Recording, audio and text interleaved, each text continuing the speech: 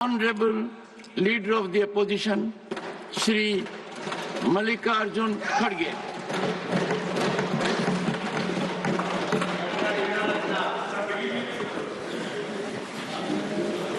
Sir, आपने मुझे मौका दिया, इसलिए मैं आपका धन्यवाद करता हूं। सर, आज 16 दिसंबर ये बांग्लादेश का लिबरेशन डे, जो हमारी बहादुर नेता इंदिरा गांधी जी पाकिस्तान के 2 टुकड़े करके और बांग्लादेश को लिबरेट करके और 1 लाख पाकिस्तानी सैनिकों को बंदी कराकर इस देश को बचाया और इस देश की शान पूरे दुनिया में चले गई और सारे लोग और 1 लाख लोगों को बंदी करना बहुत मुश्किल काम है, लेकिन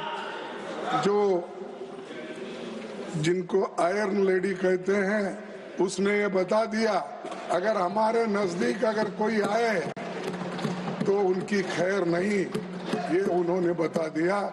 और आज वो दिन है बांग्लादेश लिबरेशन, और वहां पर जो गड़बड़ी चल रही है, कम से कम ये लोग आंख खोलकर वहां के माइनॉरिटी को बचाने की कोशिश तो करें।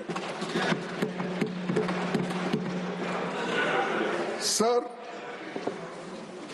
मैं आपको और एक चीज बताना चाहता हूं और यहां से शुरू करता हूं, ताकि अब कॉन्स्टिट्यूशन हम नहीं पढ़े अब उनको बताना पड़ता है कि हमको भी थोड़ा थोड़ा पढ़ना आता है।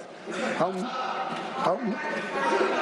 नहीं सर, हम तो म्युनिसिपैलिटी स्कूल में पढ़े हैं, वो जवाहरलाल नेहरू यूनिवर्सिटी में पढ़े हैं।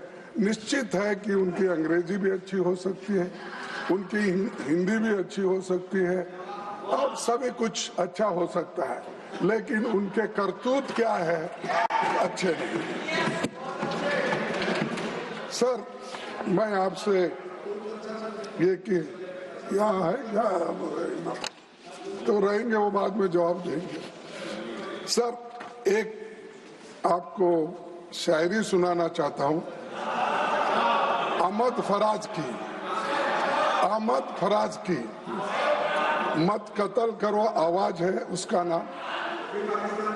तुम अपने अंकितों के नेज़े हर दिल में उतारे जाते हो। हम लोग मोहब्बत वाले हैं, तुम खंजर क्यों लहराते हो। हम लोग मोहब्बत वाले हैं, तुम खंजर क्यों लहराते हो। इस शहर में नगमे बहने दो, बस्ती में हमें भी रहने दो। हम पालनहार है फूलों के, हम खुशबू के रखवाले हैं। तुम किसका लहू पीने आए, हम प्यार सिखाने वाले हैं।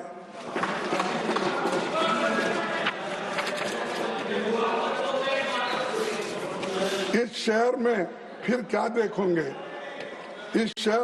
क्या देखोगे, जब हर यहाँ मर जाएगा, जब तेग पे लय कट जाएगी, जब शेर सफर कर जाएगा, जब कत्ल हुआ सूर साजों का, जब काल पड़ा आवाजों का, जब शहर खंडर बन जाएगा, फिर किस पर संग उठाओगे, संग यानी पत्थर, फिर किस पर संग उठाओगे। अपने चेहरे आईनों में जब देखोगे डर जाओगे। तो मैं ये इसलिए कह रहा हूँ, आज की स्थिति, आज की परिस्थिति जो है, हमको बताना पड़ता है कि कैसा इस संविधान के तहत हुकूमत चलाने वाले लोग कोट कोट करके आगे का, पीछे का, बीच में का सब बोलते रहते हैं। तो उन्होंने बहुत आपत्ति उठाई सोशलिज्म पे। मैं यहाँ से शुरू करूँगा कि ये जो है संविधान में जो प्रियम्बल में लिखा है और जिन लोगों ने कॉन्स्टिट्यूएंट असेंबली में लिखा है और इसको सर्वसम्मति से जो पास हुआ है उस पर भी आपत्ति जता रहे हैं। तो आप ही सोचिए, ये कॉन्स्टिट्यूशन के फेवर में है क्या अगेंस्ट में? मैं देखूं, अब उनको मालूम है, we the people of India having solemnly resolved to constitute India into a sovereign, socialist, secular, democratic republic, and to secure all citizens justice, social, economic, and political, liberty of thought, expression, belief, faith, and worship, equality of status and of opportunity, and to promote among them all fraternity, assuring the dignity of the individual and the unity of integrity of the nation. Sir, ये तो संविधान में नवंबर 26 day of November 1949 में ये हमने स्वीकार किया है। जब हमने ये स्वीकार किया है, इसके तहत हमको चलना चाहिए, हमको इम्प्लीमेंट करना चाहिए। सिर्फ एक दूसरे के खामियां निकाल के अगर आप बोलते जाएंगे तो तुमने 5000 सालों में कैसी तकलीफ हम लोगों को दी है, मुझे भी ये बोलना पड़ता है। मैं लाया हूं, आपकी मंशा क्या थी? ये संविधान जो बने वो मनुस्मृति के तहत बने। मनुस्मृति के जो कानून होते हैं, कानून होते हैं वो जो बनाए हैं, तो उसके तहत करना चाहिए था। ये जनसंघ की मंशा थी, या आरएसएस की मंशा थी, या आपकी मंशा थी? और आप सोशलिज्म की बात करते हो। अरे जो लोग इनइक्वालिटी पे फेथ है आपका, ये पढ़ो, या आपका भी, मैं तो पढ़ के आपको लिखा हूं, इसमें नहीं पढ़े बोल के आप मैं समझना। जो हम ये पत्ते लगाया हूं वो एक एक अगर पेज पढ़ेंगे तो आपके रोंगटे उठ जाएंगे। अगर आपके पास कुछ खत, अरे एड्रेस उनको अच्छा, उनको ये आपको देखना भी अच्छा नहीं लगता। चलो, तो सर ये क्या लिखा है मैं आपको ये प्रेजेंट कीजिए। और ऐसे लोग जो लोग झंडे से नफरत करते हैं, जो लोग हमारे अशोक चक्र से नफरत करते हैं, जो लोग संविधान से नफरत करते हैं, और ये लोग आज हमको पाठ पढ़ा रहे हैं। ये क्या है? अरे आपने तो साहब ये संविधान जब बना,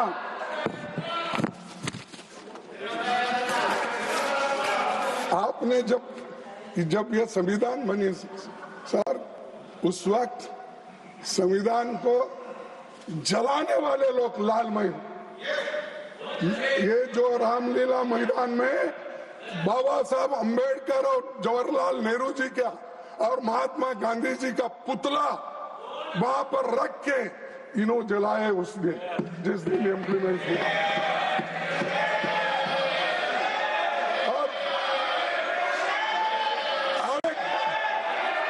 चुप बैठो, हो ना, बैठो।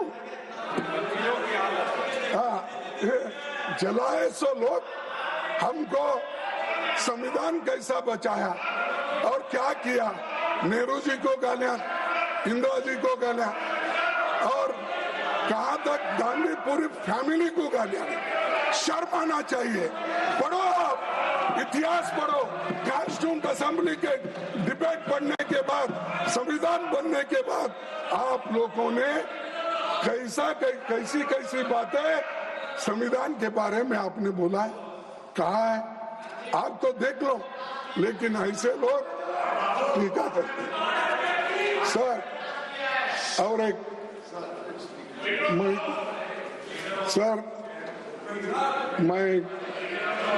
अपने मैं आपको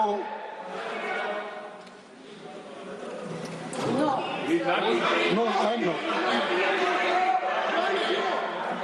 No, I am not yielding. Should be authenticated. No. Honorable members, Authenticate. only when the speaker will yield, I can give an opportunity.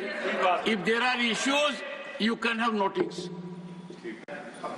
And I'm sure the House will bear with me on this. And I have a mind to enrich myself. जो किताब आपने दिखाई है, मैं पढ़ूँ। Sir, बाद में। नहीं, अभी देता हूँ। मनुस्मृति, ये मनुस्मृति की किताब, ये 3-4 मैं जला वो उतना पढ़ दो और मेरे को वापस कर दो, क्योंकि आजकल मिलता नहीं। Honorable members, can I return a document put on the table? I can't. It has to be put on the table. अच्छा, मैं और एक खरीद के देता हूँ। Please continue. सर, आपको 7 दिसंबर 2022 का दिन याद दिलाना चाहता हूँ, जब पहली बार सभापति के रूप में इस सदन में पधारे थे। मैंने आपके स्वागत में कहा था कि आपको नियमों, मेंबर्स के अधिकारों और भावनाओं की जानकारी बहुत है। जैसे संसद 2 सदनों के मिलकर चलती है, उसी तरह लोकतंत्र सत्ता पक्ष और विपक्ष के 2 पहियों पर चलता है। सत्ता दल का अपना सरकारी एजेंडा होता है और हम लोगों के मुद्दों को यहाँ और उनके सवालों की चर्चा हम चाहते हैं। मैंने कहा था, हमारे संविधान निर्माताओं ने जिस मकसद से राज्यसभा का गठन किया, उसी भावना से ये सदन काम कर पा रहा है या नहीं, इस पर आप गौर कीजिए, इस पर आप बोलिए। और टीका करने से आपके पाप धो जाने वाले नहीं है। जो कोविड में मरे, जो हर जगह आज जो अट्रॉसिटीज हो रहे, शेड्यूल कास्ट पे हो रहे, शेड्यूल ट्राइब से हो रहे और महिलाओं पे हो रहे। यहाँ तक आप सुने होंगे सर, मध्य प्रदेश में एक शेड्यूल ट्राइब्स के बच्चे के मुंह में यूरिन कराया, मूत्र। इन समस्याओं को पहले सुलझाओ। लोगों को जो हमारे को जो बुद्धि दे रहे हैं ना, अपनी गवर्नेंस को सुधारो, वो छोड़कर आप मनमाने बोल रहे हैं। सर, आपका शुक्रिया भी हम अदा करते हैं, इसलिए कि संविधान के स्वीकार कर जाने के बाद 75 साल में आप जो चर्चा के लिए 2 दिन टाइम दिए और हमको टाइम भी अलॉटमेंट किए, लेकिन थोड़ा एक आधा घंटा 1 घंटा ज्यादा भी हो तो हमारे लोग बोलने दो, क्योंकि जब तक आपने तो बोला है पहले ही, तो आपका धन्यवाद करता हूँ। तो इसीलिए, क्योंकि मैं ज्यादा टाइम लिया तो बाकी के लोगों को मिलता नहीं, इसीलिए मैं आपसे एक निवेदन करता हूँ। और दूसरे चीज ये है कि सबसे पहले मैं उन महान नायकों को श्रद्धांजलि देता हूँ जिन्होंने एक समतावादी भारत का सपना देखा था और सभापति जी स्वाधीनता संग्राम के दौरान ही संविधान निर्माण की सोच उपजी थी। कांग्रेस के इतिहास से ये गहराई से जुड़ा है और 1931 में सरदार पटेल की अध्यक्षता में कराची कांग्रेस अधिवेशन में जवाहरलाल नेहरू ने मूल अधिकारों और आर्थिक नीति पर प्रस्ताव रखा था जो पारित हुआ। ये ऐसा ही कॉन्स्टिट्यूशन नहीं बना, ये मूवमेंट से बना, ये आजादी के लड़ाई से बना और उसी वक्त ये सोच थी 1931 का, ये आज का नहीं है। और नेहरू जी ने संविधान सभा की मांग को 1937 के चुनाव का केंद्रीय मुद्दा बना दिया था। महात्मा गांधी जी ने 25 नवंबर 1939 को स्टेटमेंट दिया था। क्या दिया था? पंडित जवाहरलाल नेहरू ने मुझे अन्य बातों के अलावा संविधान सभा के गठबंधन से उत्पन्न प्रभावों का अध्ययन करने के लिए विवश किया है। मैं और एक बार पढ़ता हूँ। पंडित जवाहरलाल नेहरू ने मुझे अन्य बातों के अलावा संविधान सभा के गठन से उत्पन्न प्रभावों का अध्ययन करने के लिए विवश किया है, गांधी जी ने कहा था जब उन्होंने कांग्रेस के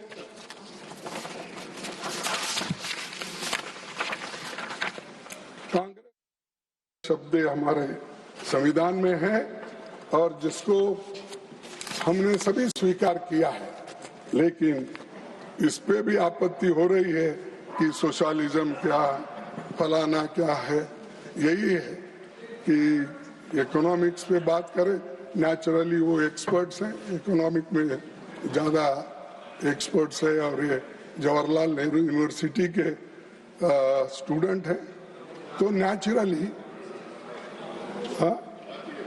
जवाहरलाल नेहरू जी के यूनिवर्सिटी से है और वो भी इकोनॉमिक्स में इनकी पढ़ाई हो गई। नेचुरली वहाँ क्या पढ़े मुझे मालूम नहीं, क्योंकि जवाहरलाल नेहरू यूनिवर्सिटी में सब जितने भी स्टूडेंट्स हैं वो इतने प्रोग्रेसिव है, देश बनाने में उनका बहुत बड़ा हाथ है। चाहे इकोनॉमिक्स में हो, चाहे पॉलिटिकल साइंस में हो, चाहे हिस्ट्री में हो, चाहे एंथ्रोपोलॉजी में हो, चाहे अपना हर सब्जेक्ट पे वहाँ पर बहुत ही उनको मान सम्मान दुनिया में मिलता है। और बहुत से जो जवाहरलाल नेहरू यूनिवर्सिटी में पढ़े हुए हैं वो दुनिया में अपना नाम किए हैं और डेमोक्रेसी पे बहुत बड़ा विश्वास रखते हैं। लेकिन यहाँ अनडेमोक्रेटिक थिंग्स को जो खत्म करने की बात हो रही है, जो डेमोक्रेटिक थिंग्स है उसको खत्म करने की बात यहाँ हो रही, ये कैसा? अरे जो आइडियोलॉजी को आप एक बार स्वीकार करते हो ये बार बार कैसा बदलता है? आपने तो अरे चुप बैठो भाई, अब बार बार आप कैसा बदलते हो? मैं एक ही पार्टी में हूँ कम से कम 1969 से आज तक कोई पार्टी नहीं, एक ही सिंबल है मेरा, एक गाय बछड़ा, अब क्या है हाथ। मैं किधर नहीं गए, तो यहाँ घंटे को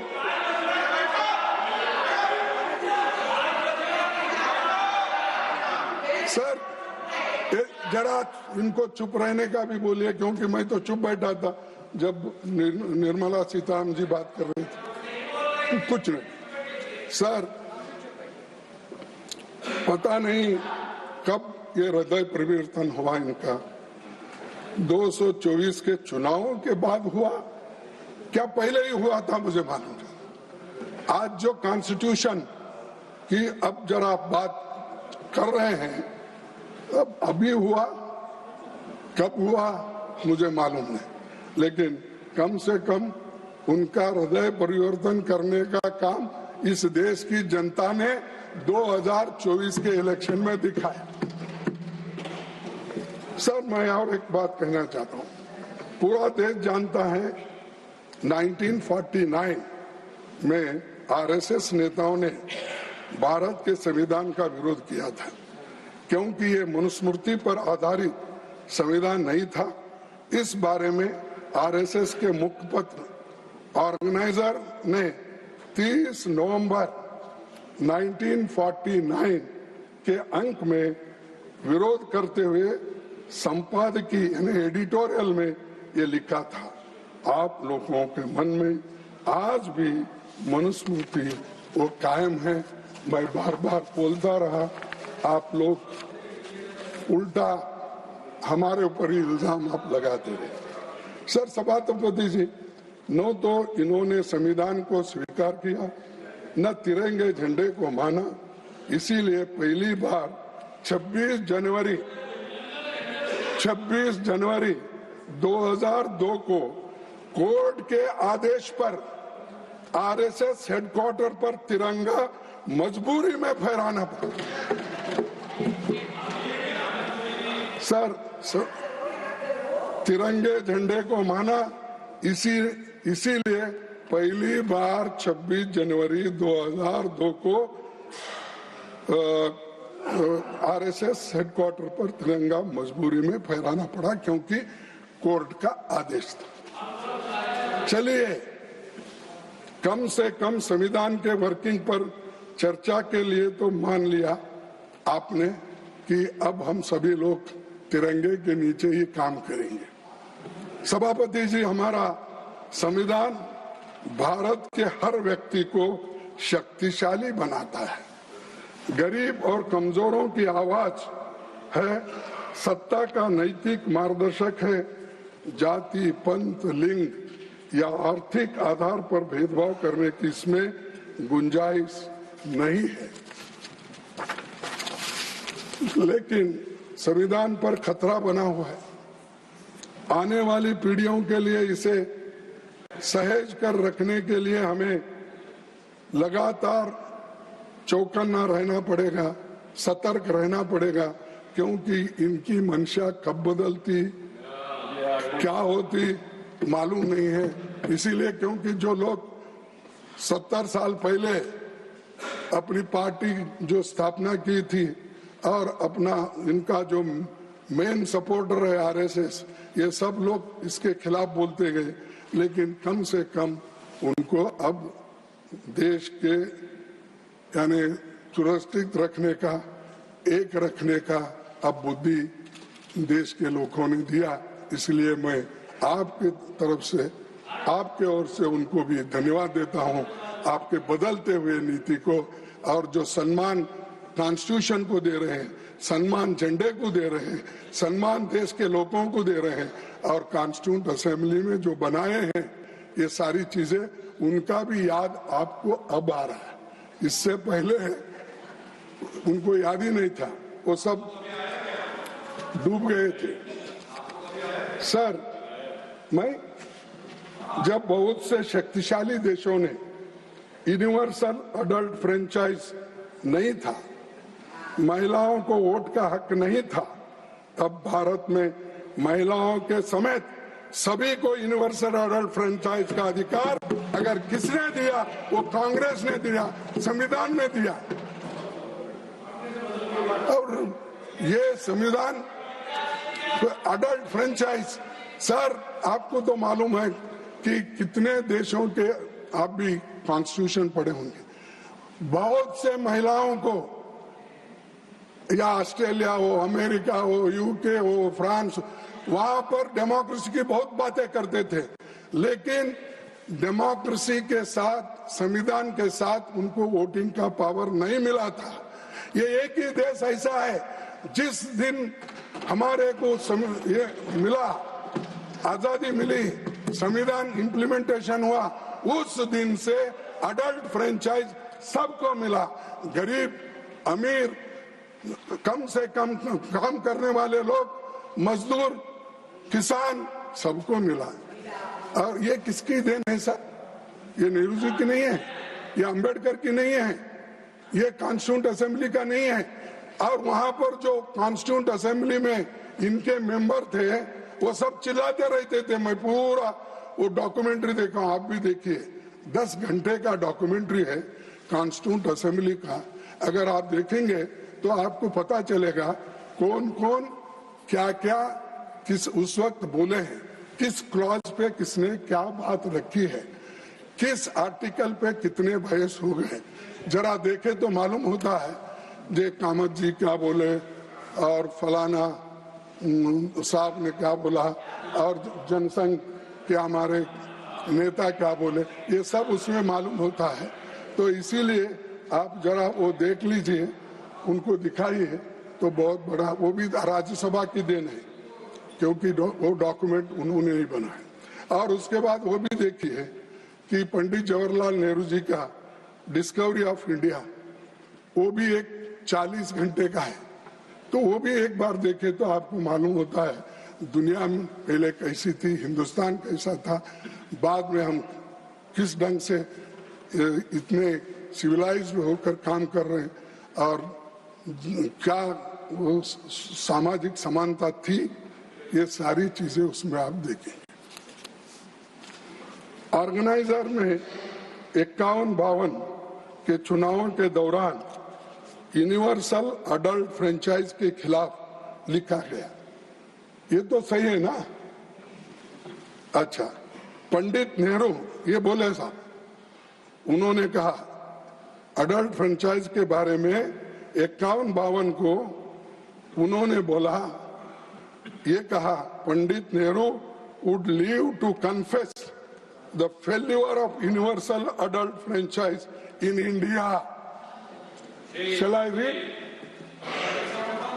If Pandit Nehru would live to confess the failure of universal adult franchise in India, यानी यूनिवर्सल अडल्ट फ्रेंचाइज को, जो महिलाओं को वोटिंग मिलता था, जो शूद्रों को वोटिंग मिलता था, जो गरीब लोगों को मिलता था, इसके बारे में अपोज अगर कोई करे, वो आरएसएस के लोग करे, ये लोग जनसंघ के लोग करे, और आज हमको पाठ पढ़ाते हो।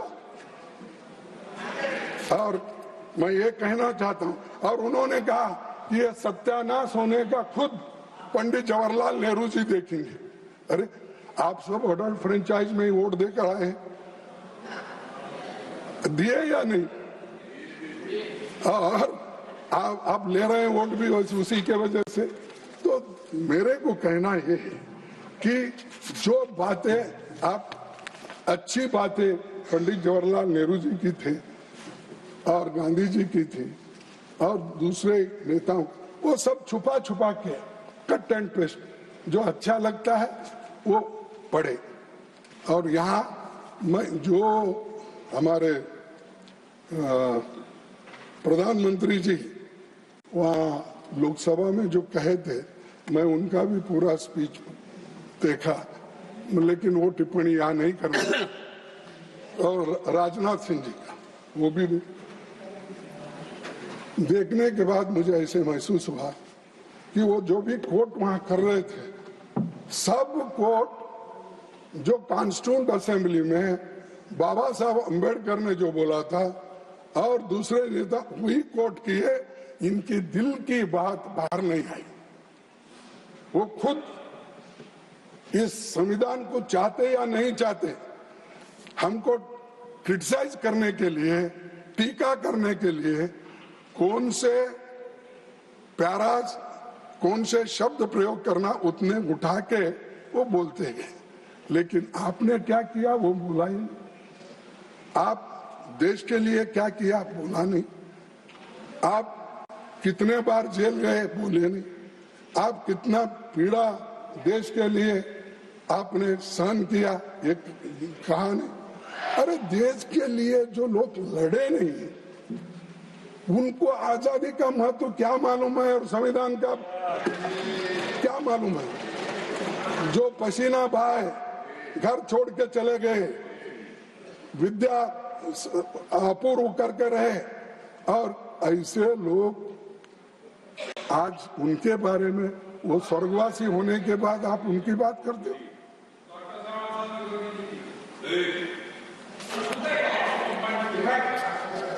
चुप बैठो तुम। अभी जाके तुम्हारे डिफेंस मिनिस्टर के पास सीख के आओ। सर, आज हमको इंट्रोस्पेक्शन करना है। हमने क्या किया, क्या करना है, और जो वायदे हमने किए थे हमको बोले। वो प्राइम मिनिस्टर का स्पीच पढ़ा मैं, तो हमको सिखा रहे थे ये जुमले वाले हैं और ये झूठ बोलते हैं। ऐसा बोल के उन्होंने, अरे भाई झूठ नंबर 1 तो आप ही है। 15 लाख दे तो बोले सर अभी इंतजार कर रहा है, नहीं मिल रहा है। हाँ, और वो लोगों को 2 करोड़ रोजगार देने का बात, वो झूठ है सच है। और किसानों को एमएसपी डबल करने का सर मिला। आपका मतलब असत्य, असत्य, झूठी डिलीटेड। देखो साहब, ये असत्य है, घोर असत्य है, घोर असत्य है। तो ये चीजें पर झूठ नहीं है। हाँ, जो निकाल दिया आप जब बोले। देखो मैं अपनी गलती को स्वीकार करता हूँ, झूठ नहीं बोलना ये अनपार्लियामेंट्री आपने बताया और है भी, तो मैंने छोड़ दिया उसको। लेकिन इन्होंने बार बार बोले। अब सीताराम जी का भाषण आपने गौर से सुना, मेरे निर्मला सीताराम जी, सॉरी, तो उन्होंने ये कहा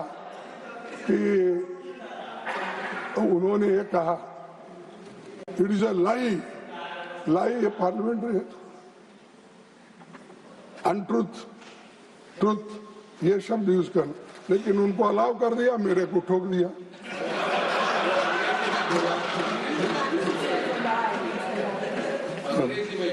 सर,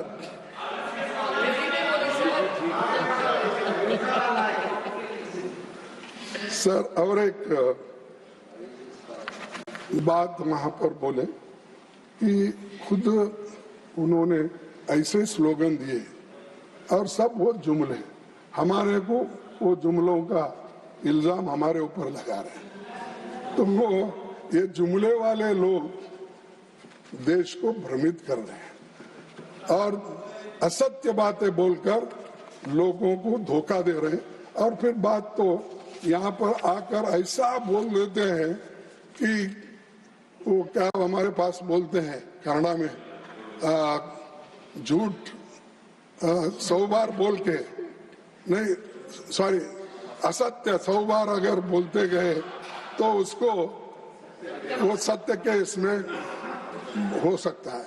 वैसा ये गोबेल्स से भी ज्यादा, गोबेल्स जो झूठ उन्होंने असत्य बातें करते थे उससे भी 100 गुना ये लोग करते हैं।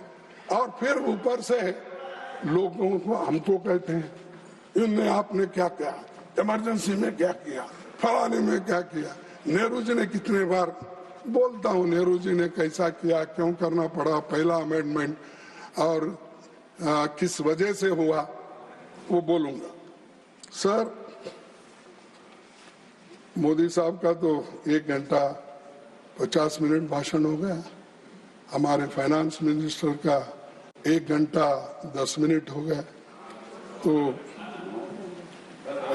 15-20 उन्होंने 1 घंटों से बात करने की भी उनका पहले से प्रैक्टिस है, क्योंकि बजट और जब पेश करते हैं उस वक्त भी बोलते हैं, तो नेचुरली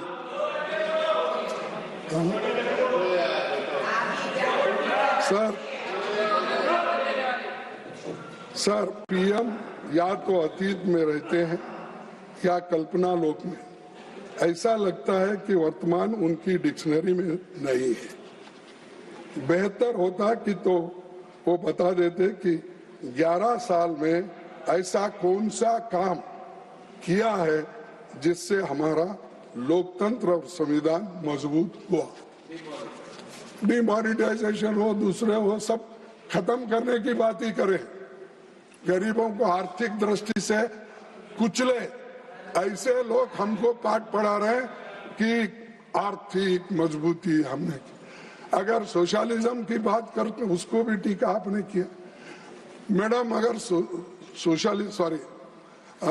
सभापति जी, अगर सोशलिज्म ये जो है लैंड रिफॉर्म्स नहीं आता, बैंक नेशनलाइजेशन नहीं होता, फूड सिक्योरिटी एक्ट नहीं आता, नरेगा नहीं आता, तो आज गरीब मरते थे। और कोविड में आपको जो आश्रय मिला वो नरेगा से मिला, वो फूड सिक्योरिटी से मिला, और कंपलसरी एजुकेशन एक्ट के तहत जो बच्चों को आज पढ़ाई हो रही, ये है काम। ये नहीं बात में किस भाषा पे भी ठोको, भाषण करते हो, लेकिन उसका परिणाम क्या है? कुछ नहीं। और ये बात हमेशा वो करते हैं, तो जिससे हमारा लोकतंत्र और संविधान मजबूत हुआ है।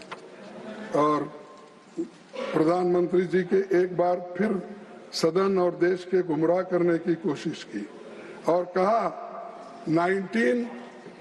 ये जरा सुनिए साहब, 1947 से 1952 के बीच में कोई इलेक्टेड सरकार नहीं थी और वो गैर कानूनी संशोधन ला रहे थे। ये मोदी साहब का कहना है। तो मोदी साहब के लिए मैं उनकी याददाश्त के लिए रिपीट कर रहा हूँ, क्योंकि देश की आजादी में ना उन्होंने हिस्सा लिए ना मैं हिस्सा लिया। नेहरू जी लिए और महात्मा गांधी जी लिए, सरदार पटेल लिए, ये लोगों ने जो किया काम उस पर टिप्पणी करने का हमको कोई अधिकार नहीं। और दूसरा, उन्होंने नेहरू जी, पटेल जी, बाबा साहब खुद अपने श्याम प्रसाद मुखर्जी की क्रेडिबिलिटी पर हमला हुआ। वो हमला बोले क्योंकि ऐसे लोगों के बात कर रहे थे जिनको उन्होंने कभी सुना नहीं, कभी देखा नहीं, उनके साथ कभी लड़े नहीं। तो नेहरू जी के खिलाफ नफरत में आप इतना बह गए कि आपने संविधान सभा, अंतरिम सरकार और अंतरिम संसद सब पर सवाल खड़ा कर दिया। और इसमें सभी में श्याम प्रसाद मुखर्जी भी थे। तो इसीलिए कम से कम आप बोलते वक्त जरा ये तो सोचना चाहिए, मैं क्या अपने नेता के खिलाफ बोल रहा हूँ, क्या नेहरू के खिलाफ बोल रहा हूँ, क्या किसी और के खिलाफ बोल। इतना सोच के तो अगर बोलते तो मैं समझता था कि नेचुरली यहाँ उन्होंने रात में जो भी पढ़ा सुबह बोला होगा, भूल गए होंगे, या उनके जो भी एडवाइजर है लिख के दिए होंगे, बोले होंगे। तो हमारे गलतियां हम दुरुस्त कर लेना चाहिए, चाहे